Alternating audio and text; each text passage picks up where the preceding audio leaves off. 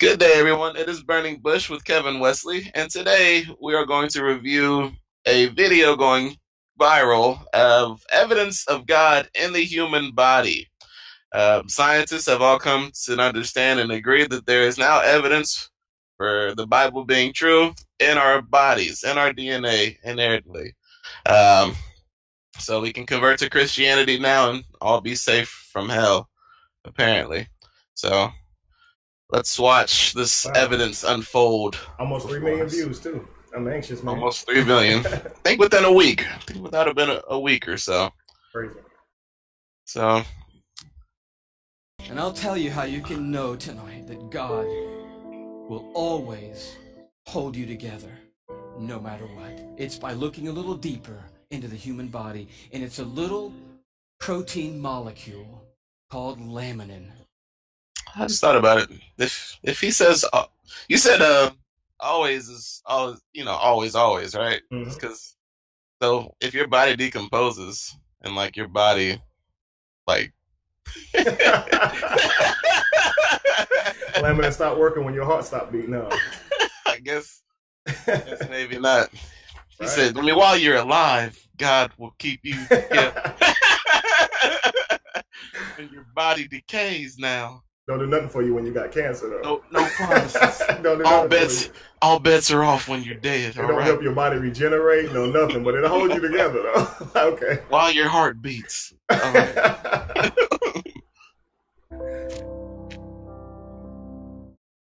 That's about what I felt the first time I heard that.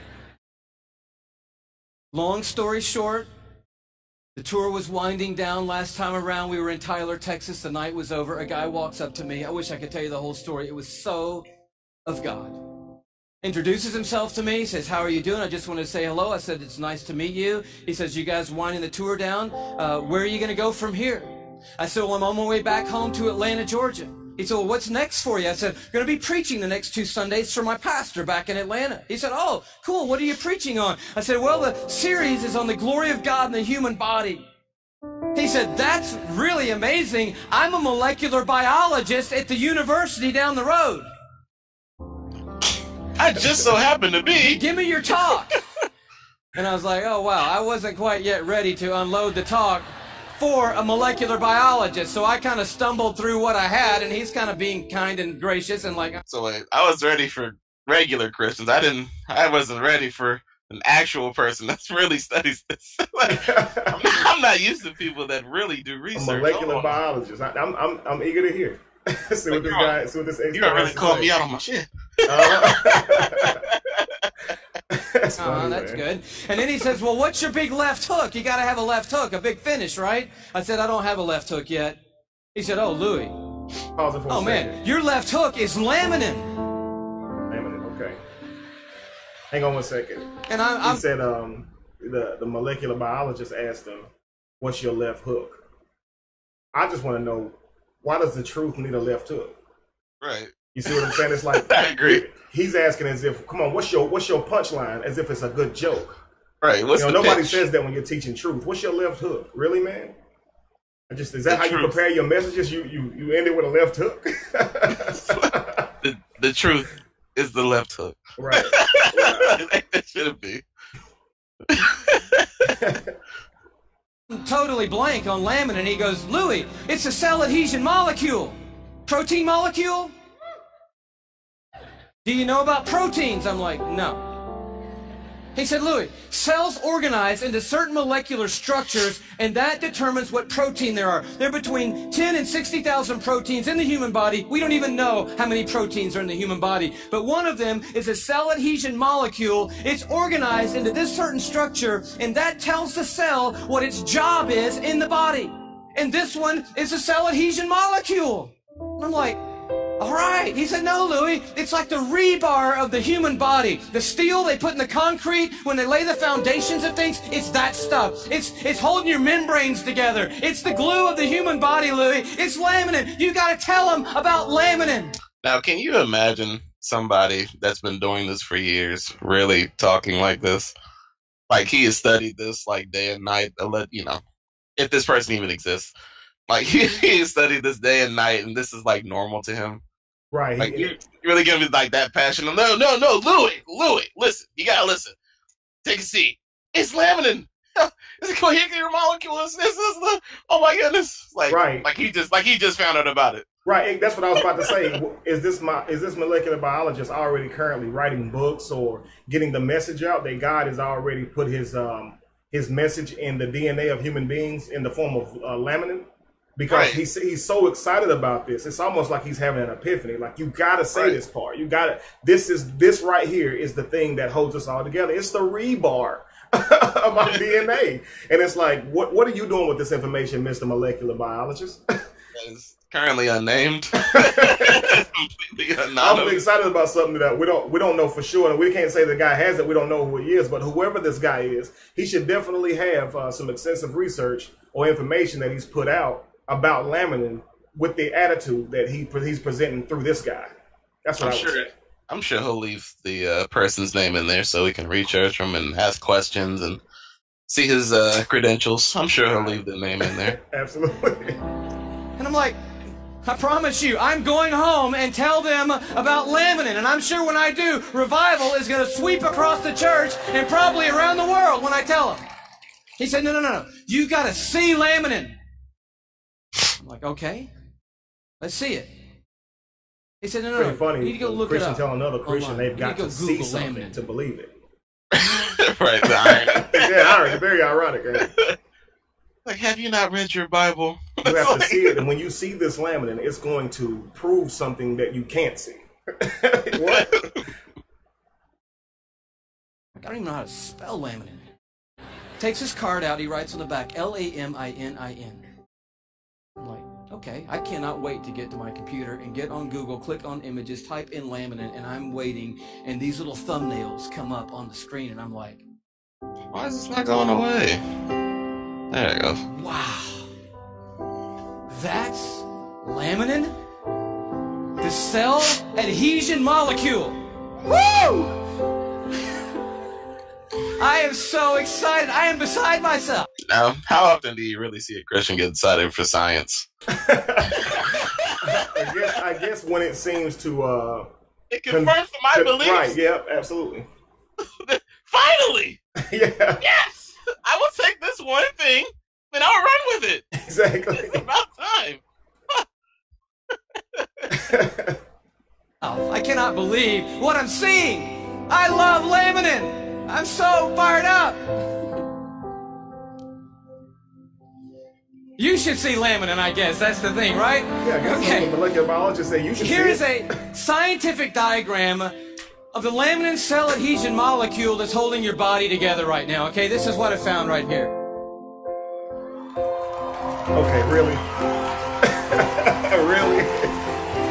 No, come on, that's crazy. That's just crazy.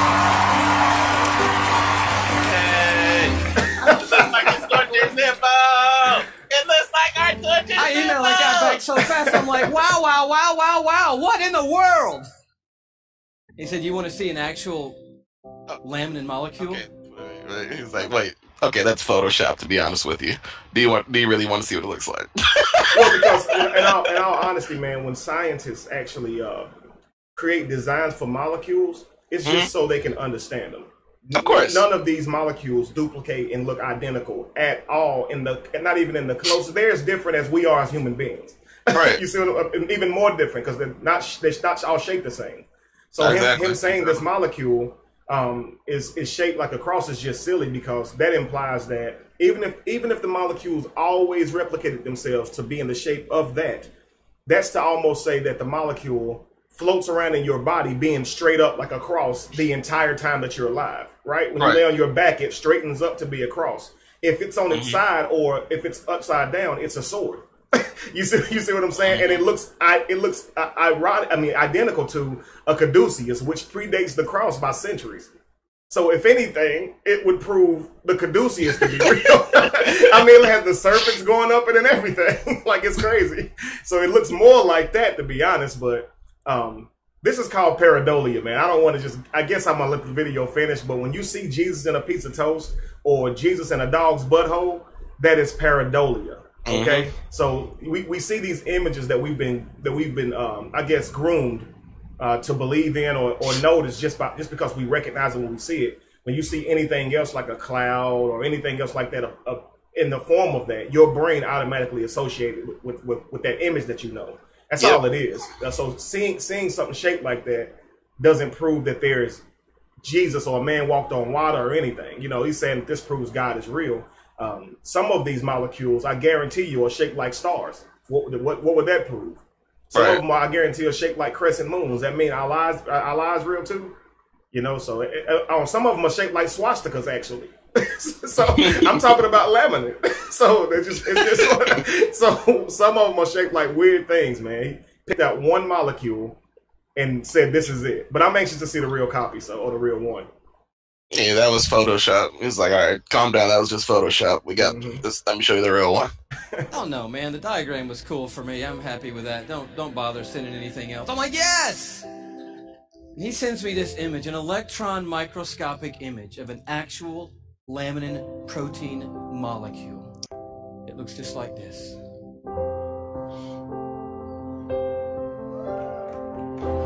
So they already starting to clap. Oh, it looks kind of like a broken bent over to the right. Slightly leaning cross. Like, all right, that was our body. Like, I know I showed you the perfect T. Now, let me show you this. Honestly, man, to me it looked like a ballet dancer. Like I see a lady standing on her left leg with her right leg bent back behind her and her arms in the air like she's spinning around. That's what it looked like to me. So I guess God is a ballet dancer. I mean, it's crazy. Somebody posted this in the Kevin Wesley group, and I basically tied it. It's gonna be on the screen, but I basically tied it to the you know those things you see at the car salesman when they got those blow up things in the air. Wacky waving, inflatable arm flailing. Oh man, I remember that. Wacky wailing, inflatable arm flailing too, man. Get him money.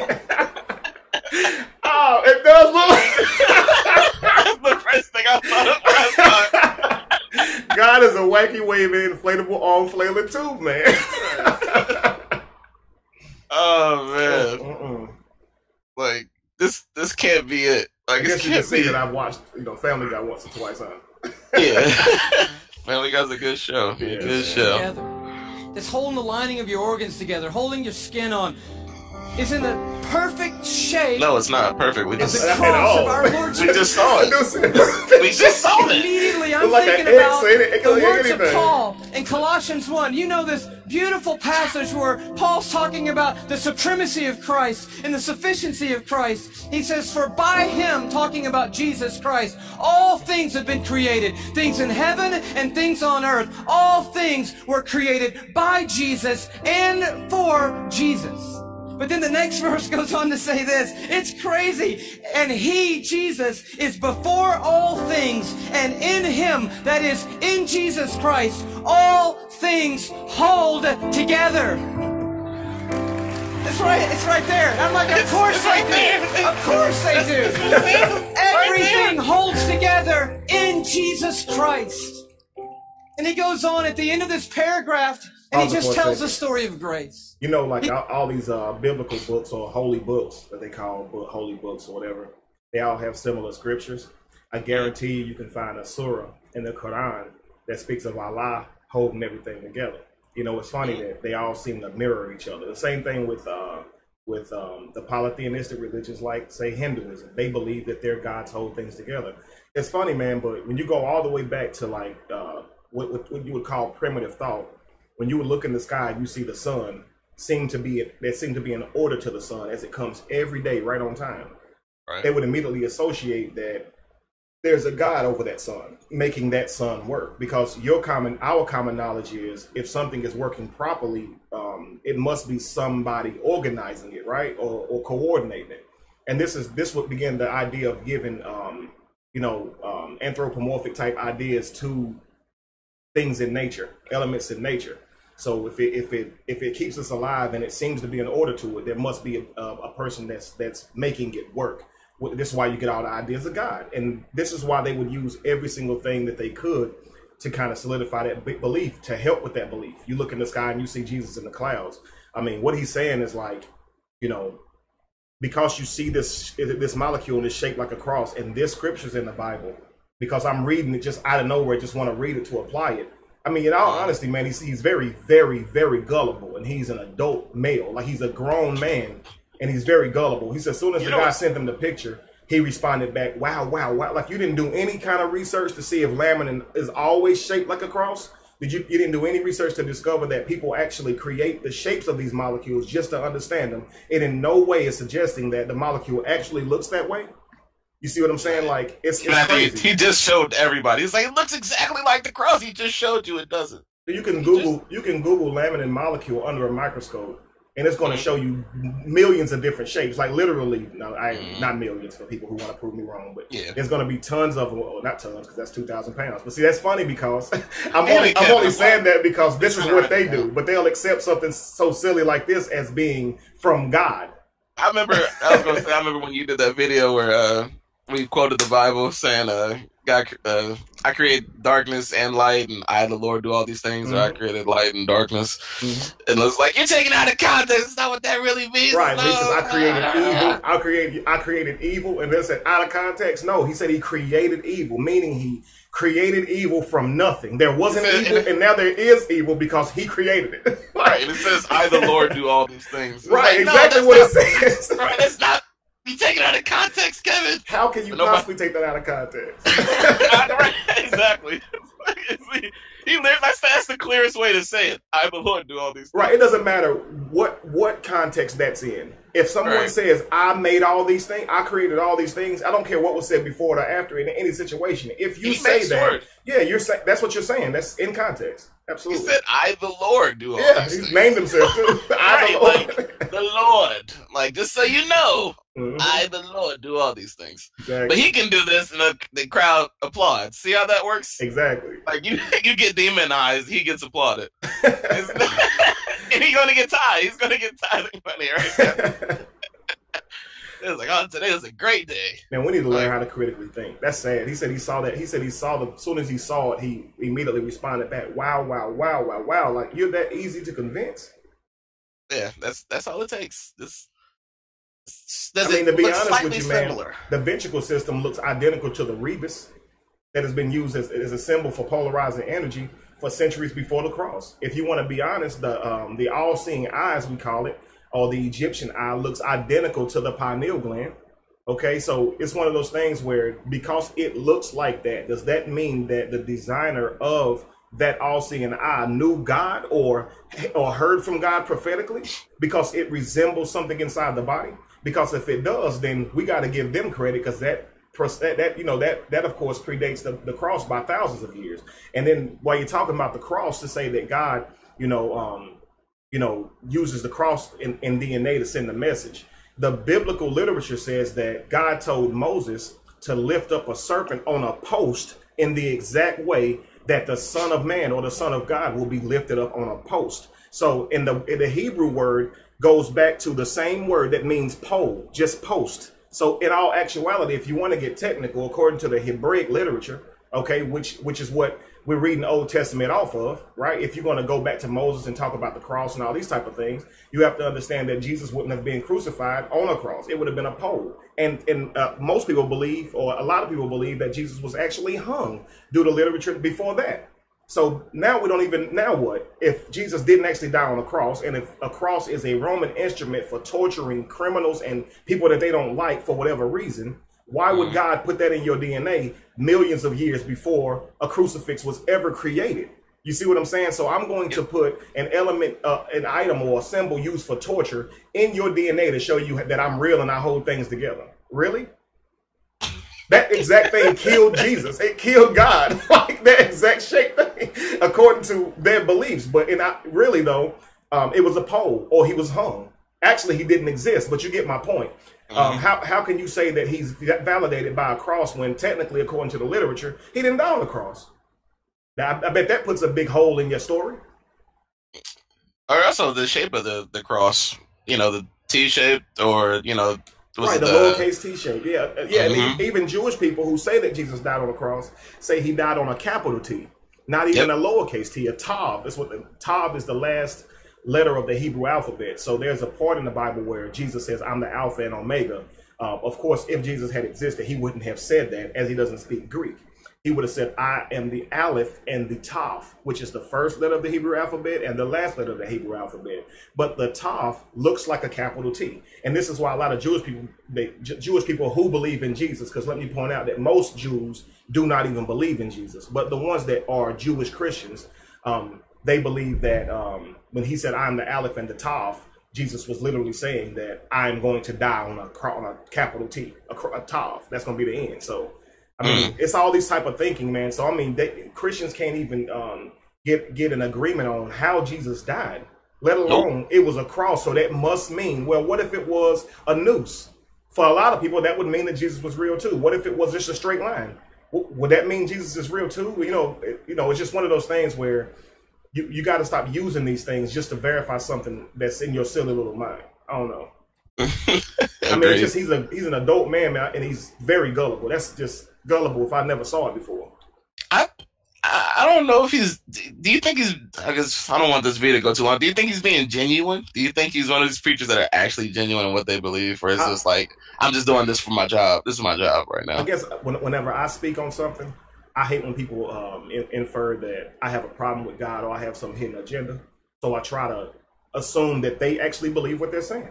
If he's going to stand up here and portray that he believes in what he's saying, I'm just going to call him gullible. I feel that it would be wrong of me to insinuate that he's just trying to fool people, because I don't like when people do that to me. You see, don't insinuate my intention. Just look at the information. And so I'm looking at his information, and if he really believes his information, he's very gullible. Obviously, if he's conning people, we already know what that is, but we're assuming that I'm going to assume that he really means this crap. And to me, it's like worse. Like, you know, it's just I don't know, the way I just figured that because it's just such a stretch. No, I mean, I agree. I mean, I wouldn't argue with anybody who says that he's obviously lying or just trying to left hook him, so to speak, as he already projected in the early. This is his left hook. I'm saying this to get y'all excited. So all signs point to he's literally just trying to rally people. But if he's gonna stand up here and act like he believes it, hey, I mean, the crowd's clapping. I guess they believe it crap. So somebody in that room gullible. Oh yeah, plenty.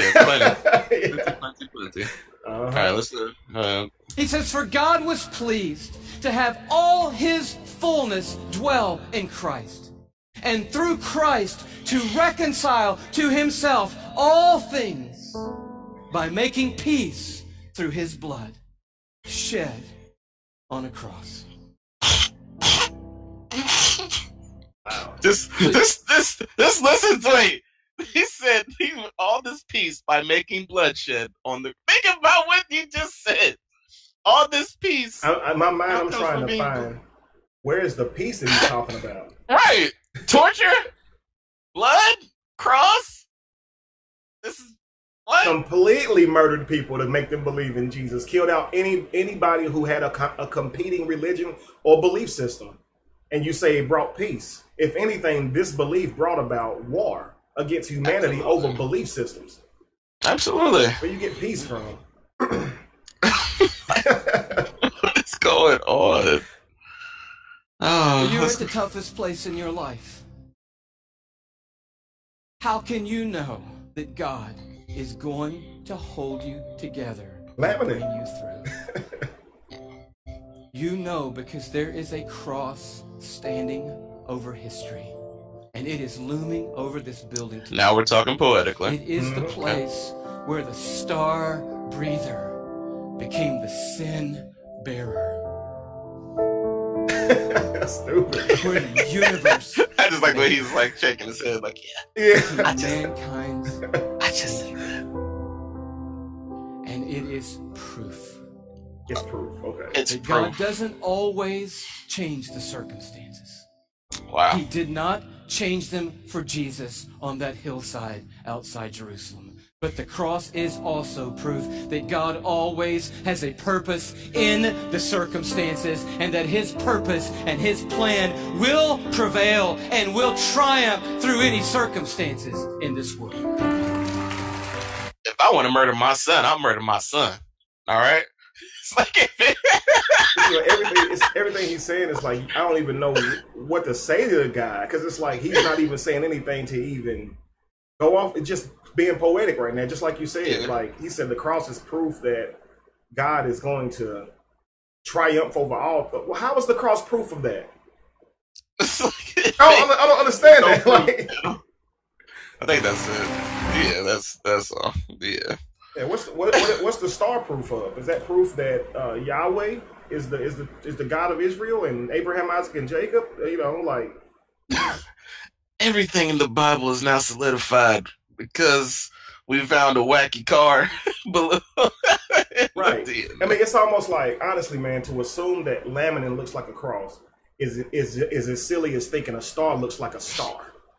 You see what I'm saying? So you spend our whole life seeing 5-pointed stars, and then you realize that stars don't look like that. So for him to for him to say this is what laminin looks like, it's like, do you realize how crazy that sounds?